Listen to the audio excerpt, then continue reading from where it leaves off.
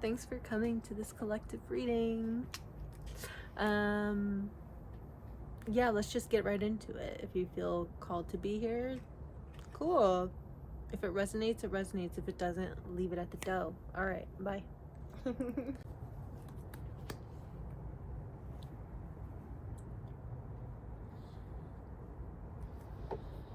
thinking of how nature flows together really well. Like there's a synergy to it. Generosity. Yeah, nature. What good is treasure if you keep it for yourself? Oh, again, That card earlier. Yeah. Always happens.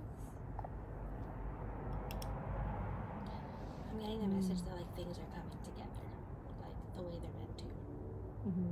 I feel like Scorpio season was really chaotic, and Sag season is kind of gonna bring in a bit more enlightenment. Yeah, because philosophy.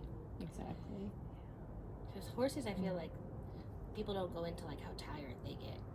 They go through so much. Just because they're horses doesn't mean that it's not a lot of work.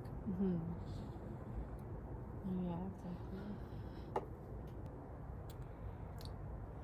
I feel kind of like a as above, so below kind of energy here. It's zoomed out, and there's a path, and I don't know. I see a little light in the path here.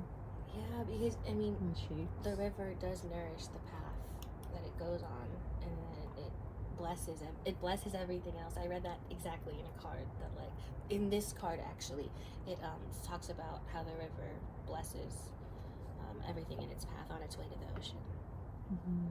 Like a dance. Generosity. Yeah, nature is so generous. The universe in general is so generous. If you guys think of lack and scarcity, it does not exist. Humans made that shit up. You know what you want for yourself in that energy, and you're able to flow in that right now if you allow yourself to. Yeah. Our earth makes and creates enough food, and we have enough shelter. Obviously not because of the systems, but in its own nature, it's there for us. This seems like a lot of nice energy. Definitely after oh, you know what it reminds me of? You know when the rainbows come out after it rains hella hard? Yeah. After it's been heavy. The storm's kind of passing. And it's for a lot of people right now. A lot of the heaviness you may be feeling may be lessening. Yeah, it's things are still wet, but it's a little bit brighter. The clouds aren't blocking everything. You can see a tiny bit of light in both of these. And with this dance card, I'm kind of getting it could take a while to learn a certain routine in a dance, for example. But then once you learn it, once you're used to the energy, once you sit in it, then you can flow with it. Yeah, you can flow with it. Yeah. And it comes naturally. Like a river or fire.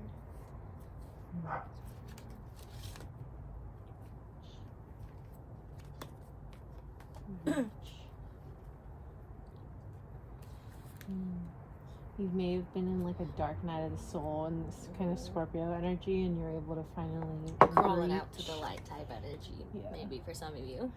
This card is breach. That's real. And the guidance card just came out. Yeah, so it's I woke up find and safety in your beacon's light. That's what you're saying right now. Yeah, you guys know what an almanac is? It's what farmers used to use to know when to plant their seeds and shit. It was the newsletter for farmers. And it's really cool. There's a lot of cool shit in there. I need to make an almanac. I feel like that's going deeper into the cycles. I want to see what's kind of under all this. Yes, I'm down. Because you brought that up for a reason. What does it say? Patience. The tide will come in when it's ready. I mean, I feel with nature, a land can be barren for so long without knowing that this gush of river is headed down its way, You may have, this isn't hidden energy. Listen. The secrets of the sea become apparent when we listen to the sound within the shells. You may not have been listening to your intuition, the collective, and you're on this journey of turbulence, basically, to be able to listen to your gut better. And that takes patience with yourself, allowing yourself to flow and be guided in certain ways. Turbulence and journey. Oh, yeah, because it reminds me of the river. You know, the journey is not always peaceful. Sometimes there's bumps. Sometimes there's cracks that it has to get through, but it gets through it, and and it's a river again. Definitely. Like a treacherous rainstorm. But And the river is formed through erosion of soil. It creates new land. Allowing yourself to let go of whatever's holding you back, keeping you from flow, creating that river. I'm all in geography right now. It's all meant to be. Yeah, so just because it looks stormy and it looks cloudy, what comes after are so many blessings from that. You know, like think about all the plants that are getting nourished. I know that sounds lame when you're going through something, but like but lands are becoming fertile after that. Yeah, there's harmony there. And like what you're saying with erosion, I mean, creates land. Yeah, and a lot of times it's grief and letting go that creates such new creation as like music and stuff. Yeah.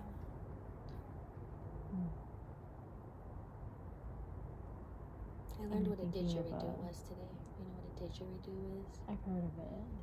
In Aboriginal creation myth, they sing it into existence, all creation. It's a creation myth. I was thinking of Orpheus. Orpheus. Okay. In Eurydice. Oh. He basically has a whole like mysteries, but back in ancient times. Like Persephone has a whole different creation myth, kind of, and like Dionysus and Zagreus and stuff.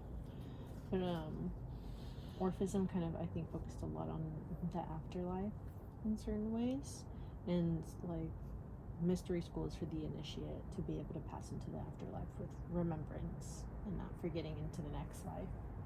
Basically. Does that go into like the pool of memory? Yeah.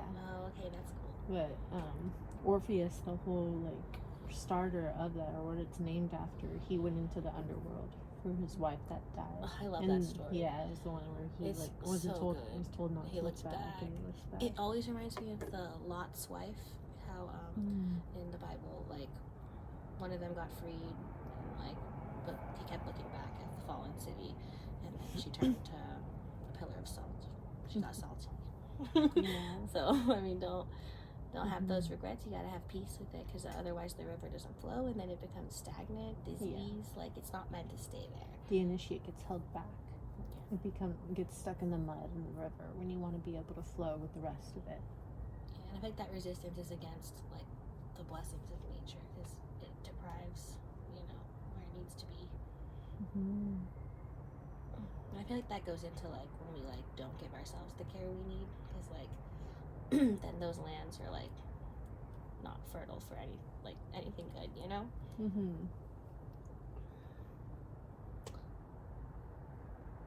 Purification. Rebirth. Yeah.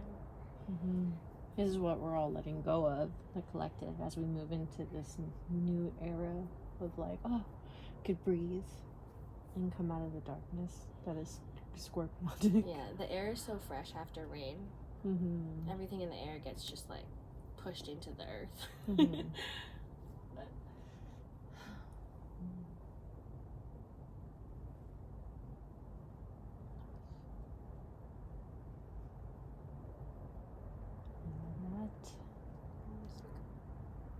A lot of river energy today. This card came out so many times.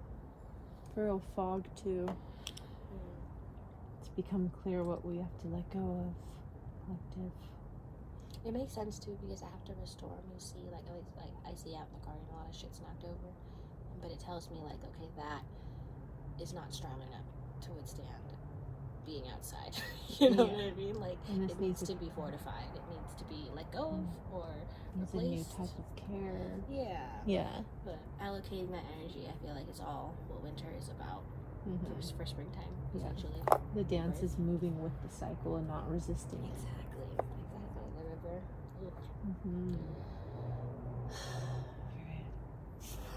Reminds me too of like, it's not getting restricted, but like tantric energy. Like it talks about like the Kundalini thing, but also like the river energy that is like allowed to be freed. And like sex is all about like resistance and like and like allowing. Interesting.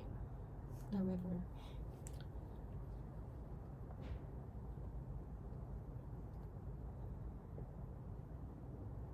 These are good lessons. Thank you, Spirit. Thank you. Hi, whoever's in here still. It was a nice reading. Nice reading. It was a nice reading.